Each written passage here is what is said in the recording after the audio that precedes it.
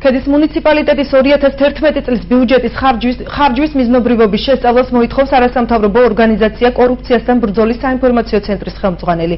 მერაბ ღოღობერიძის დაინტერესება მასაჟის ფუნქციით აღჭურვილმა სავარძელმა გამოიწვია, რომელიც ქედის ყოფილმა გამგებელმა ღოღობერიძის ინფორმაციით საბიუჯეტო ხარჯებით 550 ლარად შეიძინა.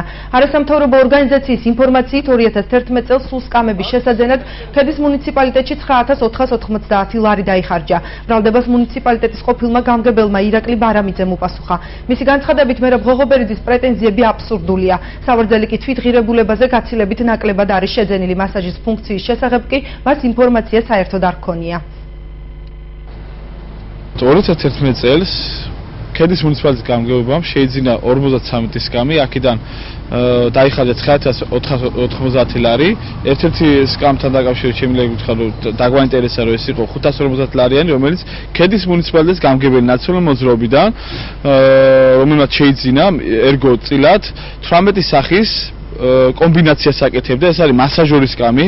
არ შეიძლებოდა რომ ქონოდა მუნიციპალიტეტის გამგებელს, როდესაც უამრავი პრობლემა არის ქედის მუნიციპალიტეტი იყო და არის ქედის მუნიციპალიტეტის გამგებობაში. თქვენგან გავიგე რომ იმ სავარძელს, რომელიც ჩემ დროს არის შეძენილი და ამერაც მახსოვს 550 ლარი არის თუ არ ვცდები გადახდილი, რომ ქონია ეს ფუნქცია, რომ რაღაც მასაჟები, მე უფრო მეტი შემიძლია უთხრა ღოღობერიძემ კარგად გადაამოწმოს, იქნებ მაცივარიც კი აქვს იმ კრესლოს, რომელიც ჩემს მიერ არის შეძენილი. არაფერი სხვა კომენტარს ნამდვილად ვერ გავაკეთებ ამაზე.